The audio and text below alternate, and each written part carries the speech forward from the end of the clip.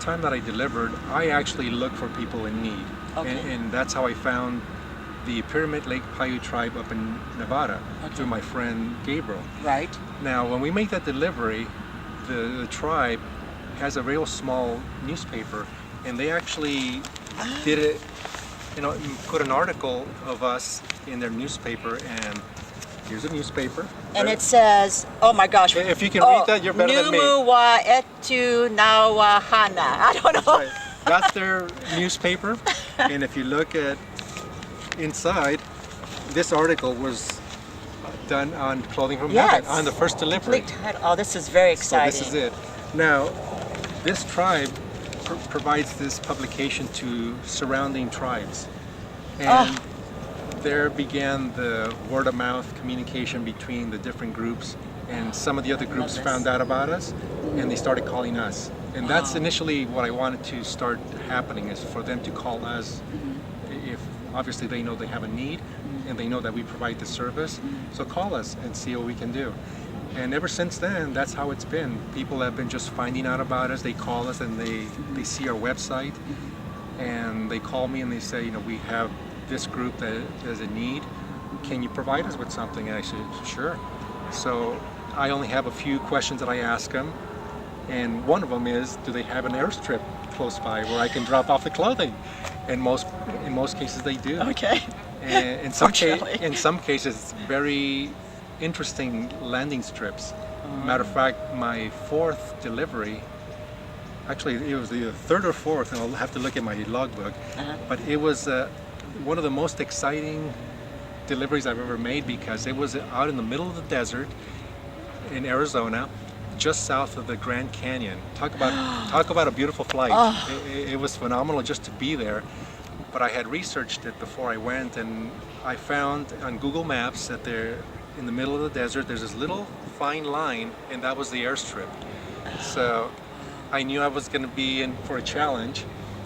Apparently this is a 30-foot wide airstrip, 5,000 feet long, so it just looks like a line in the sand.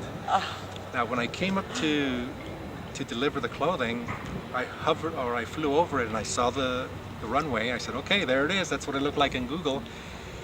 And as a pilot, when you're coming in to land, the runway looks like a very thin wedge.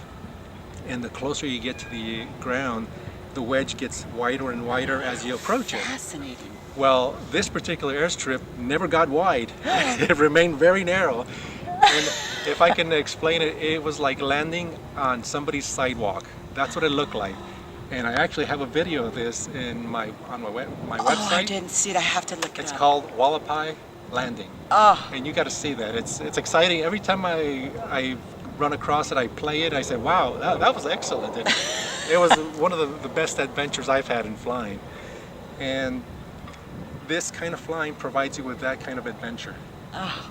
How else would I be landing at that little airstrip if I wasn't doing this? Oh my gosh. I'll never forget that I already image. have chills on me already, so this is great. So it's a lot of fun.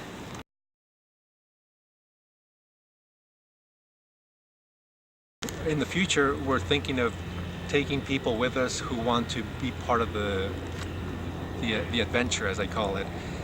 Many people have asked us for the past year and a half if they can come along, and we have had to deny them, because if we take people, that means that there's 100+ pounds fewer clothing that we can take, and right now we want to maximize on the amount of clothing that we take.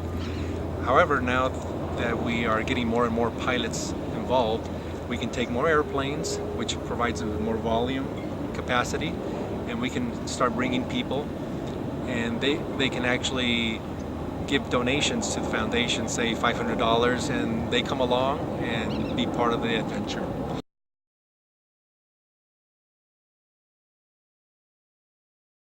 Have you had any involvement with the youth? With Yes, youth we have. programs? Yes, matter of fact, recently, just a week ago, we had a group of high school students that read about us, and they wanted to participate. So they called me and they asked, can we do a clothing drive for you? Oh, wow. And I said, fantastic, of course you can. So that happened last Sunday. We collected a truckload of clothing Wow. from the students and the parents of the students, and that's going to be going on our next few trips to benefit quite a few people. Yes, and before that, I have dealt with some of the youth of the groups that have been receiving the clothing. For example, very early on, there was a lady that provided a bunch of backpacks that she had. Wow. She asked me, do you need backpacks for your charity? I said, well, we'll take it, sure. So she ended up giving me 3 boxes full of brand new backpacks. And I thought I was seeing things, but I said, oh my God, these are brand new. She says, yes, I was going to start a business a few years ago. It didn't go anywhere, so here you go. You can have them. I said, fantastic, this is going to benefit a lot of kids. So what I did was I took the backpacks with me to the tribes, and I had an idea that I wanted to pose by them. And I said, I only have a few of these backpacks to give out, so why don't we make it a game?